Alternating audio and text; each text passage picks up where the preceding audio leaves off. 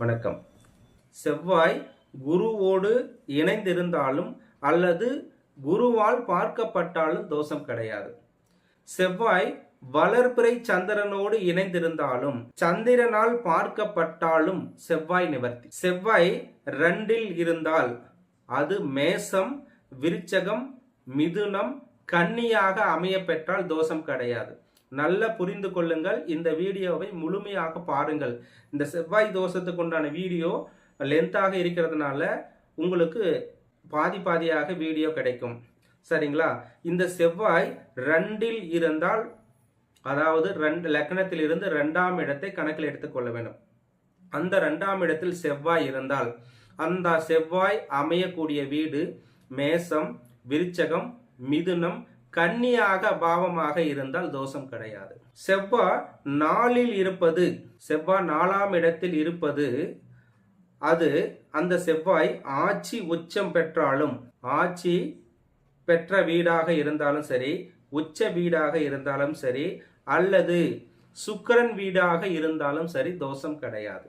செவ்வாய் 7ஆம் இடத்தில் அமர்ந்து, லக்னத்திலிருந்து 7ஆம் இடத்தில் அமர்ந்து அதே செவ்வாய் மேசம், கடகம், விருச்சகமாக அமைந்து விட்டாலும் தோஷம் கிடையாது. செவ்வாய் 8ஆம் வீட்டில் இருந்து ஆட்சி உச்சமாக பெற்றாலும் தோஷம் கிடையாது. சில பேர் சொல்கிறார்கள், மேசத்திலையும் விருச்சகத்திலும் 8ஆம் வீடாக அமர்ந்து விட்டால் அது தோஷம் என்று சொல்கிறார்கள். அதுவும் தவறான ஒரு விஷயம். ஆட்சி பலமாக இருக்கக்கூடிய செவ்வாய் பகவான் தோஷத்தை கொடுக்க மாட்டார். இதை நீங்கள் உணர்ந்து கொள்ள வேண்டும். செவ்வாய் 12ஆம் வீட்டில் இருப்பது தோஷம் என்று சொல்கிறார்கள். இந்த செவ்வாய் 12ல் இருப்பது, அது அந்த செவ்வாய் புதன் பகவான், சுக்கிர பகவான் வீடாக அமர்ந்தாலும் தோஷம் கிடையாது. அதாவது புதன் வீடாக இருக்கக்கூடிய மிதுனம், கன்னியாக இருந்தாலும் சரி, சுக்கிரன் வீடாக, அதாவது ரிஷபம், துலாம் வீடாக இருந்தாலும் தோஷம் கிடையாது. இதை கருத்தில் கொள்ள வேண்டும். செவ்வாய் தோஷத்திற்கு இவ்வாறு விதி விலக்குகள் இருக்கும் பட்சத்தில் இன்றளவும் அது தோஷம் என்று திருமண வாழ்க்கை தள்ளி போகிறது.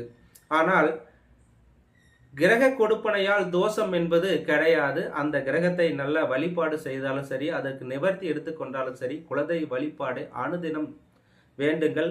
கண்டிப்பாக இந்த தோஷம் என்பது பெரிதளவு பாதிப்பை கொடுக்காது என்பதை இந்த பதிவிலே உங்களிடையே பதிவிட்டுக் கொள்கிறேன். செவ்வாய்க்கு அதி தேவதையாக இருக்கக்கூடிய முருகப்பெருமானை சஷ்டி நாளில் விரதம் இருந்து வழிபாடு செய்தால் திருமண யோகம் விரைவில் கை கொடுக்கும். ஆகையால் செவ்வாய் தோஷம் நீங்கிவிடும். விநாயகருக்கு விளக்கு வைப்பது நல்லது. விநாயகருக்கு விளக்கேற்றுவது நல்லது.